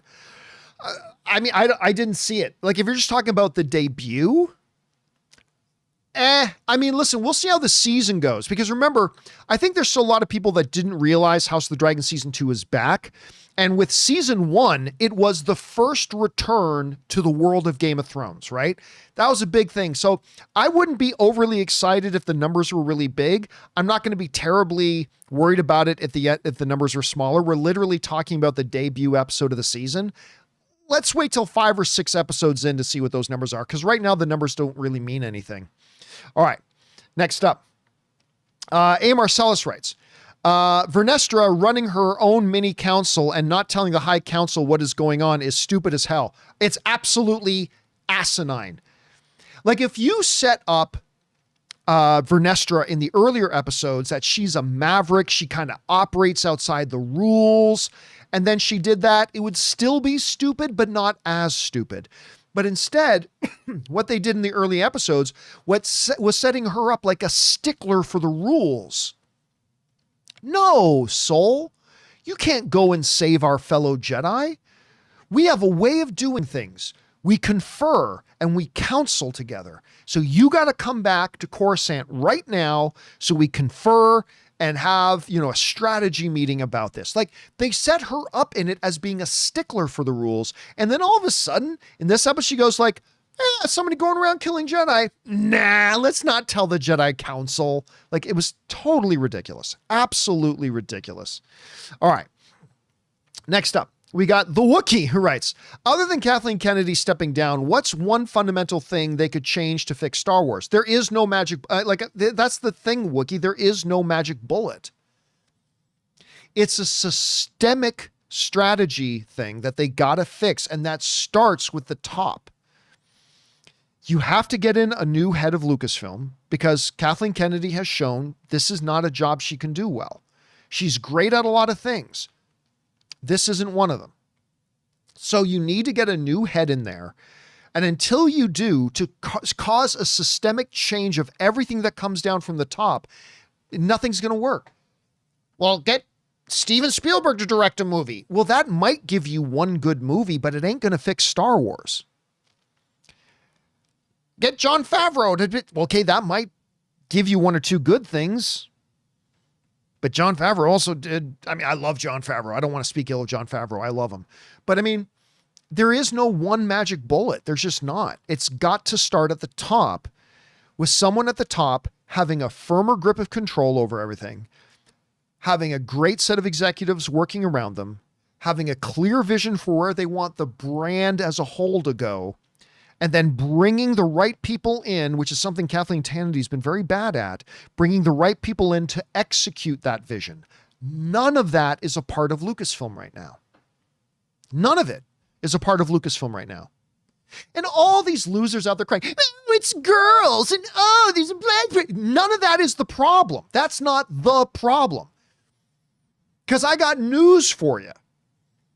If the witches in episode 3 of The Acolyte were men and warlocks, it's still a horrible episode. None of that is the problem. The problem at Lucasfilm right now is that starting from the top, you do not have a clear directed vision for the brand as a whole and the ability to recruit in the right storytellers and filmmakers who understand that clear vision to execute that clear vision. That is the fundamental problem, and it's a problem made up of 1,000 little pieces, admittedly, but that is the problem there. That's the problem with it, and that's why they're failing right now. So, yeah, anyway. All right, next up.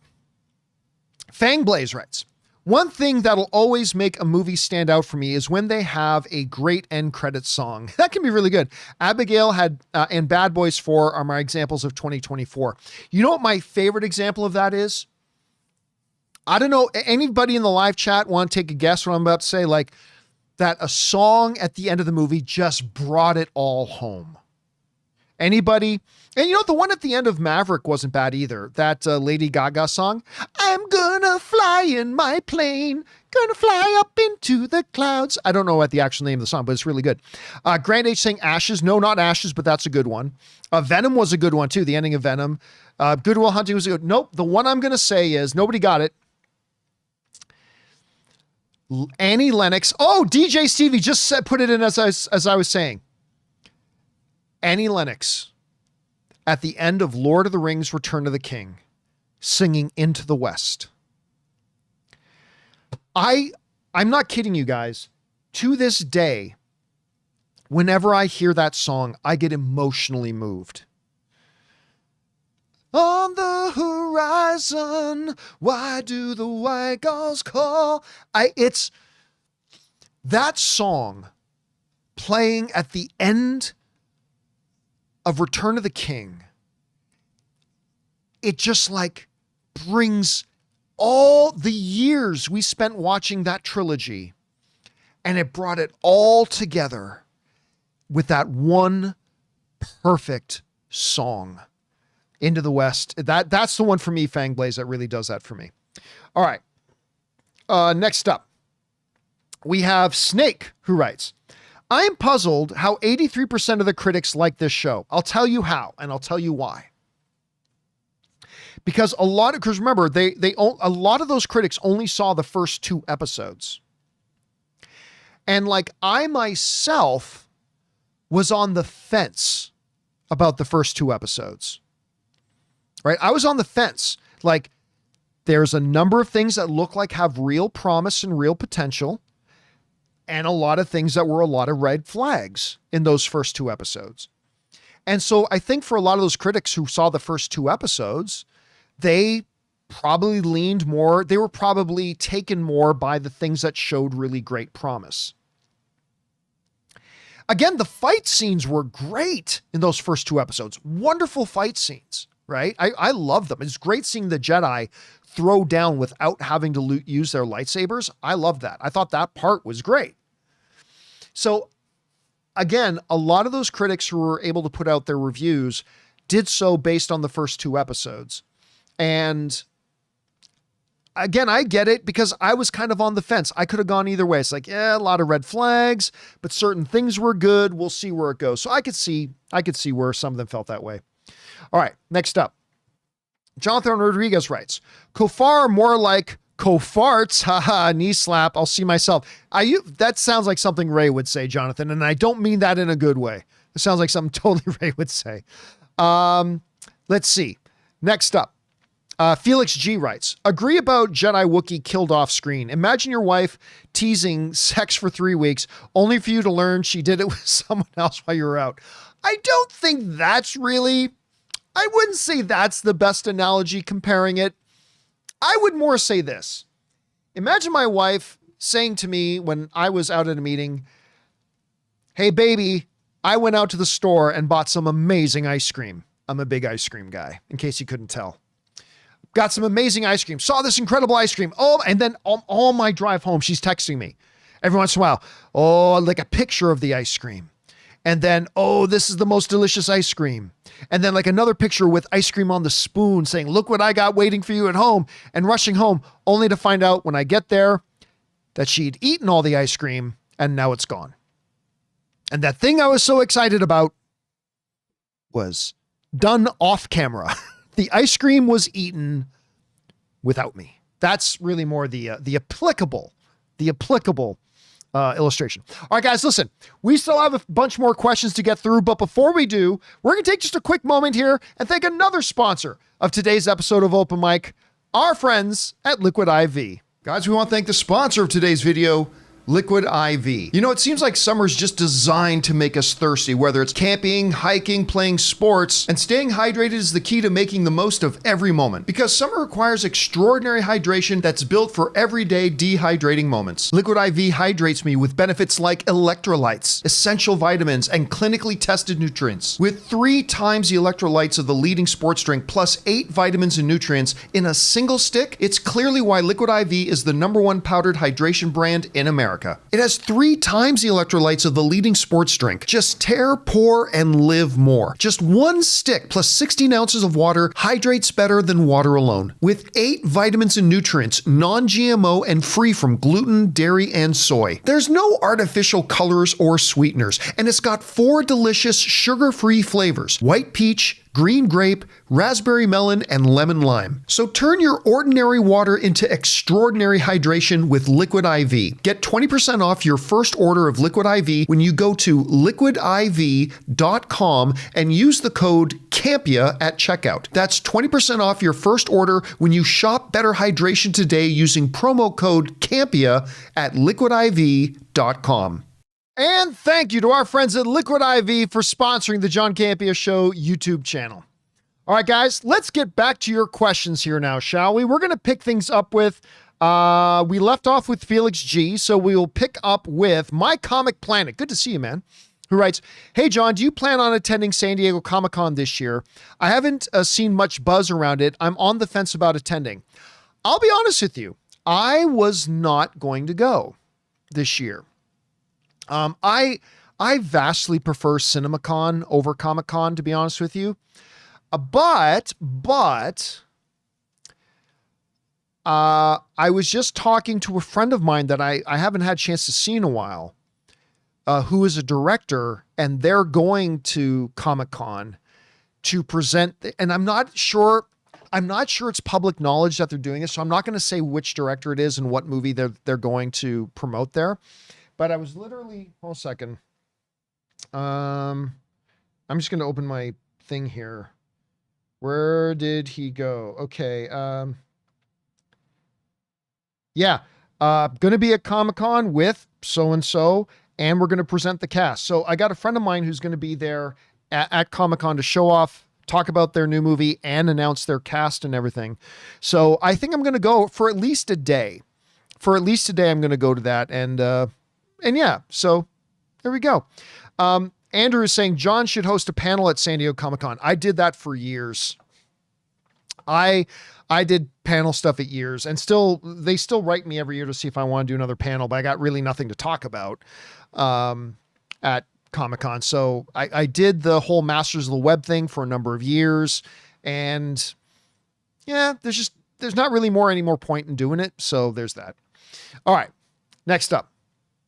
We've got, that was My Comic Planet. We got Mr. I who writes in again, says Star Wars may be in shambles, but look at the bright side. Spaceballs 2 is on the way. And listen, I don't think Star Wars is in shambles, right?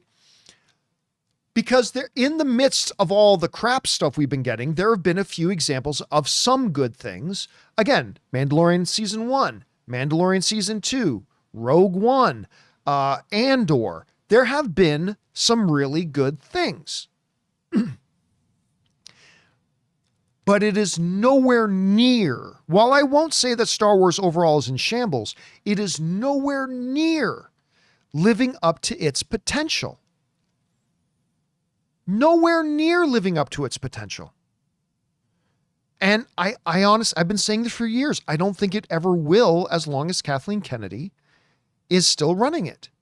She's just, listen, I was like a lot of people, that when George Lucas picked Kathleen Kennedy to be the next head of Lucasfilm, I agreed that it was a good choice. It was a good choice. On paper, it was a very good choice. You look at her background, her experience, all that kind of stuff. And that's fine, but the years have proven, while she's great at a lot of other things, and I think Kathleen Kennedy is a first ballot Hall of Famer, but while she is great at a lot of other things, she has demonstrated that she's not great at this. And until she's not there, Lucasfilm and Star Wars will never live up to its potential. It'll still have a few things here and there that end up being good and a bunch of things that are terrible. And that's not what Star Wars should be. And they really got to get that course corrected. All right. Next up, we got My Comic Planet again, who writes, John, how much damage, if any, do you think the Disney Plus shows have done to the Star Wars brand? A lot. If we never had a single show, where would we be right now? You know what? I just said a lot, but here's the thing. The first couple of seasons of Mandalorian and Andor have been real saving graces for Star Wars. Again, Obi-Wan, not good. Ahsoka, not good. Book of Boba Fett, horrible. The Acolyte, so far, not so good. But in the midst of a lot of turmoil and fan division, Mandalorian came out. And it was the one thing that a lot of fans, that all the different tribes of Star Wars fandom seem to come together and agree on. We all love Mandalorian, right? And that's key. Andor is fabulous. So I wanted initially to say that it would be in a better place if it wasn't for the Disney Plus shows, but it's also done some good. So it's hard to say. It's a really great question, My Comic Plan. So something I would need to think about a little bit more. All right. Next up, Mr. I writes, at least we have Andor season 2 to look forward to. Yes. But I now have hesitations on Skeleton Crew. Listen, I still have a lot of belief in Skeleton Crew. John Watts, who did the 3 Tom Holland Spider-Man movies, was the director of those, who did a fabulous job on those 3 Spider-Man movies. And, Jude Law and all that kind of stuff. I've got a lot of faith in that show. I mean, maybe it'll be misplaced faith and maybe the show will be bad. Maybe it will. But I got a lot of faith in Skeleton Crew, but I have 100% faith in Andor season 2. So I'm holding out for those things at any rate. All right, next up. Mike T writes, and people said Anakin's turn was too quick. Anakin's turn was quick. But at least, and listen, Anakin's turn was far too quick. But at least with Anakin's turn, there was moments throughout building up to it that showed that something like that could come. And this is like way worse. This is way worse. All right. Next up, Desire writes, if Filoni is signing off on this, he needs to be questioned. Ahsoka makes me question Dave Filoni. Listen, I really like Dave Filoni a lot. I've had a chance to stand around and talk with Dave Filoni. I think he's really great. I love Rebels. I'm not a huge fan. I admit I'm one of the few Star Wars fans that I'm not a huge fan of Clone Wars per se, but I loved Rebels, I should say. And I love his attitude. I think he's going to make a great live action director one of these days. I really do believe that because he's got the right mindset. He's got the right attitude. Andor, it's not Andor, I'm sorry. Ahsoka was not good.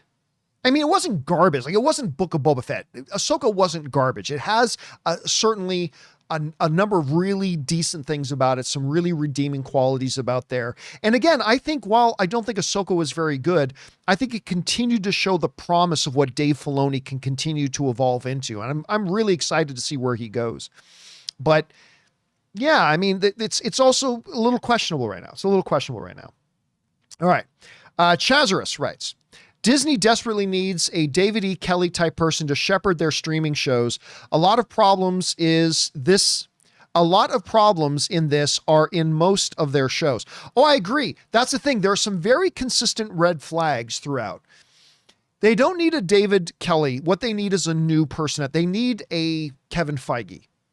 I'm not saying they need Kevin Feige specifically. They need a Kevin Feige, somebody who knows how to set an overall vision for the overall brand and then recruit in the people that are effectively and efficiently going to execute that vision. That is something Kathleen Kennedy's not been able to do. And I fear she's never going to be able to do, to be honest with you. All right. Mr. I writes, the Madam Web writers are pointing at the Acolyte and saying, see, we're not that bad. Oh, no, they are. They are. They are. The Madam Web writers really, really are that bad. All right. Ryan Trabuco writes, how you doing, Ryan? Writes, happy Wednesday, John. Inside Out 2 has been making bank this week, 22 million on Monday, 29 million yesterday. And Deadline just posted saying it's on track to make another $30 million today. Just insane numbers. Want to put this out there. I mentioned this on the John Campea Show the other day, but this is a wild number. Inside Out 2 made more money at the box office in its first 4 days. Okay? Inside Out 2 made more money in its first 4 days than Furiosa and The Fall Guy made in their entire worldwide theatrical runs combined. Inside Out 2, in 4 days, made more money than the entire global theatrical runs of Furiosa and Fall Guy combined. That's a little bit of how bad those other two movies did, but that's also how good this is doing. It's going to pass the global worldwide total of Black Adam today. In less than a week. In 6 days, it's going to pass the worldwide total theatrical run of Black Adam. And it's doing real well. Yeah. I mean, it's safe to say. Remember everybody saying Pixar's dead, Disney's done, blah, blah, blah. Okay. How do you like them apples? They are alive and kicking. All right. Next up. A. Marcellus writes, this may be blasphemy to some, but in all of my Disney Star Wars, Jedi Survivor has been my absolute favorite story. It's not my favorite, but it's very good. Has been my absolute favorite story. It gave me a combination of mature storytelling, good development, and a competent Jedi. Yeah. Listen, I don't think it's anywhere near the best Star Wars story, but the Jedi Survivor stuff has been very good. I've actually watched the cutscene movies of them a couple of times. I really enjoy them. I don't know if there's actually any truth or possibility to the thought going around that we may actually see Cal show up in a live action thing, but I think it would be welcome to a lot of people if they did. All right.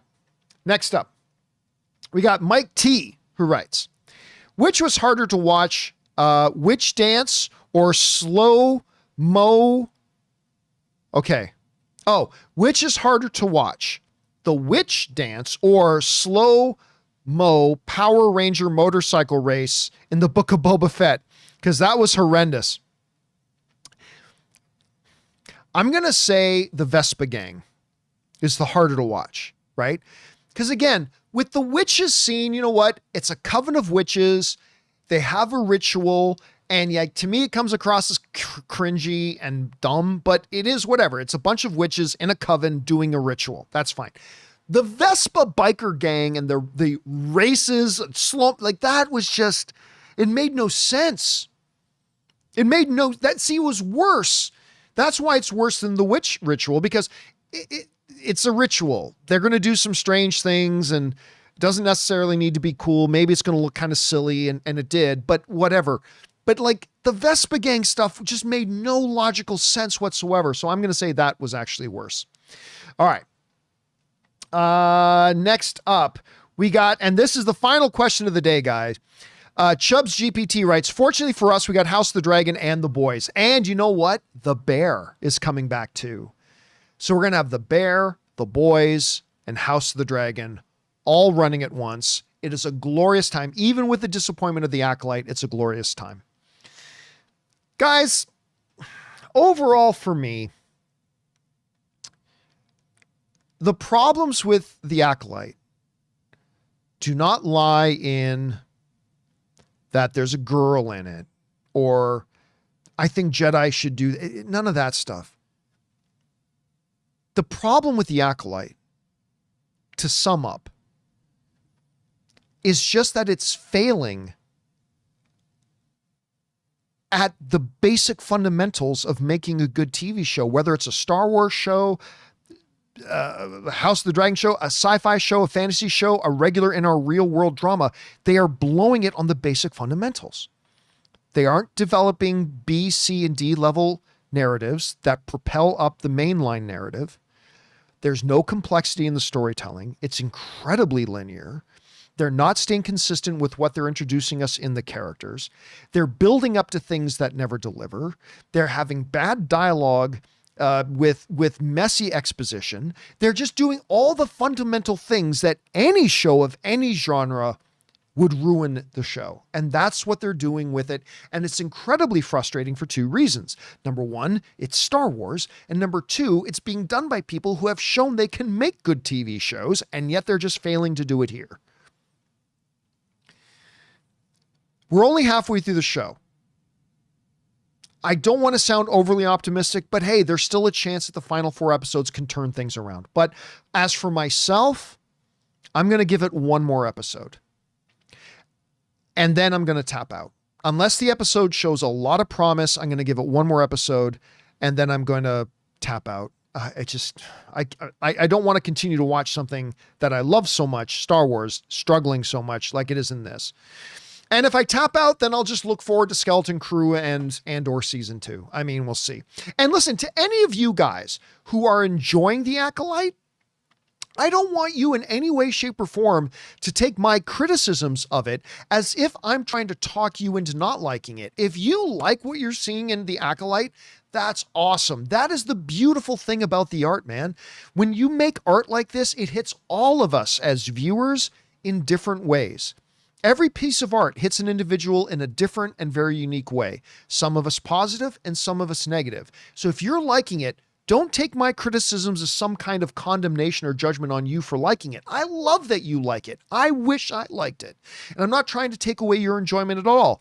It's just my job to give you my personal opinion on things and why I think it. So that's not me trying to talk you out of liking it if you do like it. But for me, it's been tragically disappointing. Anyway, I'll just look forward to watching the next episode of The Boys. Guys, that'll do it for today's installment of Open Mic. Thank you so much for being here. Big special thank you to all you guys who sent in those questions. Number one, because you gave us fun things to talk about. And number two, you supported this channel as you did it. And everyone involved with the John Campea YouTube channel, thank you guys so much for your support. We'll look forward to seeing you again on tomorrow's episode of the John Campea Show. Hope to see you then. And until next time, my friends, bye-bye.